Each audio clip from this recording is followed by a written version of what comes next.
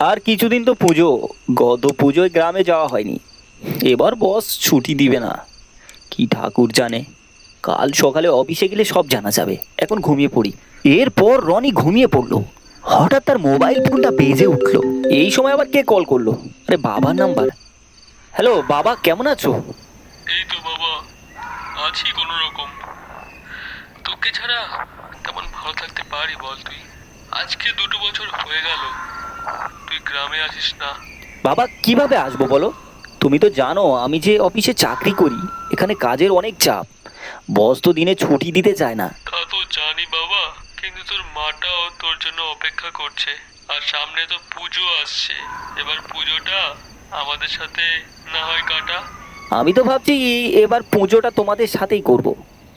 এখন কাল অফিসে গিয়ে বসকে ছুটি দিতে বলবো। যদি ছুটি পেয়ে যাই তাহলে তো কোনো কথা নেই। তাহলে ঠিক আছে বাবা, তাড়াতাড়ি আসিস, আমরা সবাই তোর জন্য অপেক্ষায় রইলাম। বাবা ছুটি পেলে চলে আসবো। এখন রাখি, রাত হয়েছে অনেক, ঘুমিয়ে পড়ো। আচ্ছা ঠিক আছে। আসলে অনেক দিন হয়ে গেল মা ও বাবাকে দেখিনি।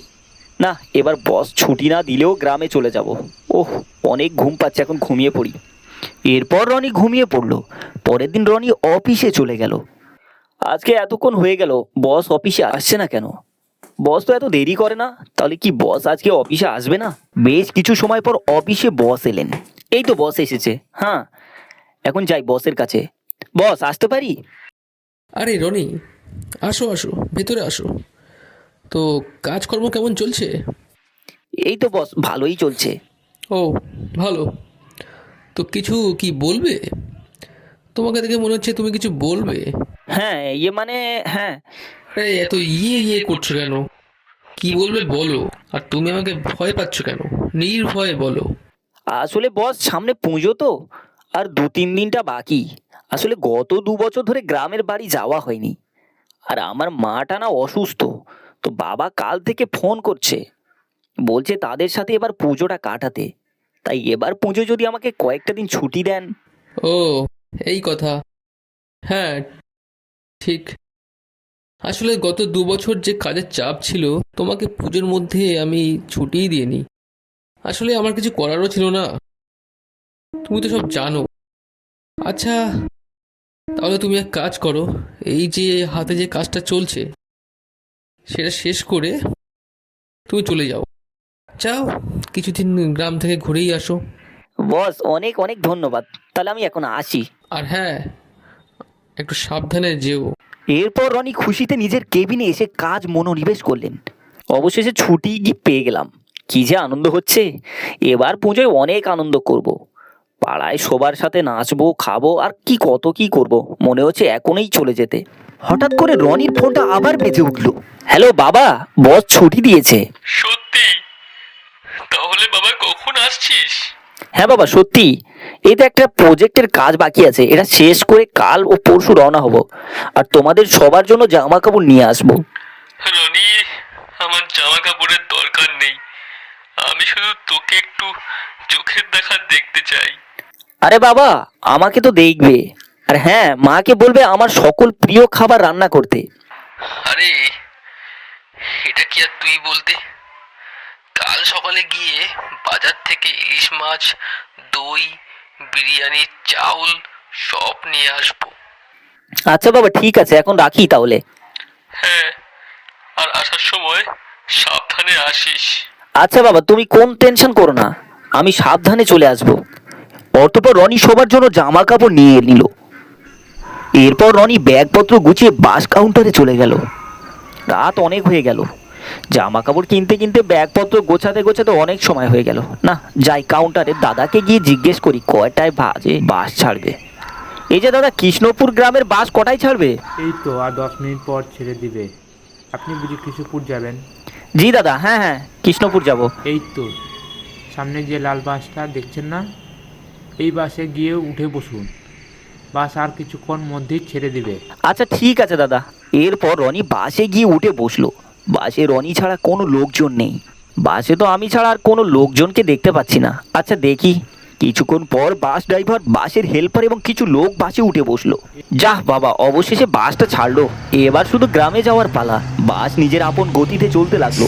বেশ কিছু সময় পর বাস কৃষ্ণপুর গ্রামের সীমানায় ঢুকলো। অবশেষে নিজের গ্রামের সীমানায় ঢুকলাম। অর্থবর রনি একটু বাইরের দিকে তাকালেন। এরপর আবার যখন নিজের পাশে চোখ খুললেন, তখন দেখতে পেলেন এক অদ্ভুত লোককে। লোকটি কে? এটা হঠাৎ আমার পাশে কোথা থেকে এলো? দেখে তেমন সুবিধের মনে হচ্ছে না।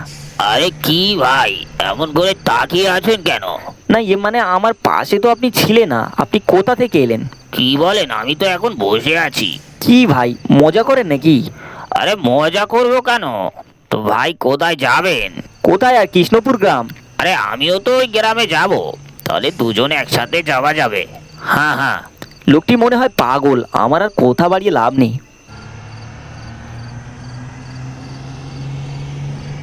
যাক, তাহলে অবশেষে নিজের গ্রামে 2 বছর পর এলাম। কি বলেন ভাই, 2 বছর মানে?